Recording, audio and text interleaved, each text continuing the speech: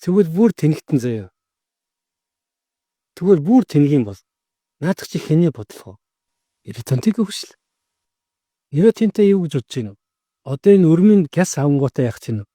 Атгаш харин компани заач. Яг 100% тэдний үгч толж хаад. Одоо ягаад засахгүй? 34% нь манайх байгаа байхгүй юу? Манайхаас асуух байхгүй юу? Эрдэнтийн 49%-ийг манайхаас асуух хэрэгтэй байж байгаа зардсан нүгүүд гол зөрчил гэмдэр буцаагаад авчихсан шүү дээ. Тим нөхцөл байдал одоо байгаад байгаа 34% дээр ач холбогдол дэр шүү дээ. Монголын баялаг байгаад байгаа байхгүй юу? 34% хүчил яах вэ?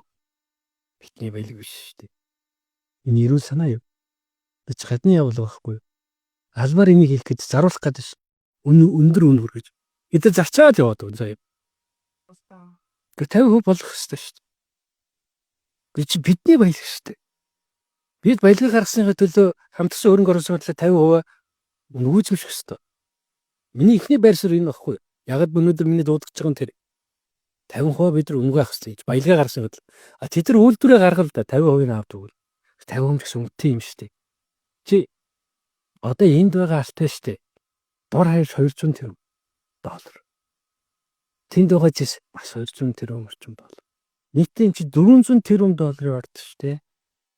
Тэгэхэд тэд нар нэг 2-3 тэрбум доллар гаргасан төлөө энэ том ордын 50% эзэмших гэж эзэмших гэж шүү дээ.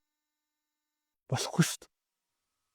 Бид нар тэгт яаж вэ? Баялгаа зүгээр өгчөөд 34% төлөвтэй авч шүү дээ. Харин яг бид нар нэлээд тэнцсэний хүчин уухгүй явсны хүчинд бол 34% үнгүү болохоор тохирж чадсан. А тэгтээ санхүүгийн бичлүүд нь бол төгсгийдэг юм бэл. Энийг шахаж шаардаж энийг бол хийх ёстой. Чи зээл төлбөрөл компани бол гайцсан байхгүй юу? Одоо би чамд нэг жишээ хэлье.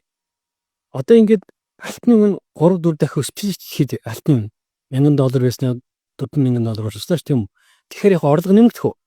Нэмэгдэнэ. Гэтэл энэ орлого Монголд орох уу? Орохгүй. Ногдлоо шахах хэрэгтэй. Үн. Гэтэл яд үгүй гэхээр зээл авчдаг. Алтны үн өсөд ингээд орлого чинь сайжрлаа шүү. Тэгмээ дахиад зээл авчдаг. Их хурл зээл авч болохгүй гэж шийдвэр гаргацсан байхад энэ зээл аваад Монголын дүрэн шүү дээ. Бид нар 21 онд зээл авч болохгүй гэд их хурлын тогтоол гаргацсан байна. Одоо эдгээр 3 тэрбум зээл ахаал авсан. Яг гэвэл нөгөө алтны үн өсөд ирэнгүүт яах вэ? Монголын ногдлоо шүүх болно шүү дээ. Тэнгүү зээл авчиж байгаа.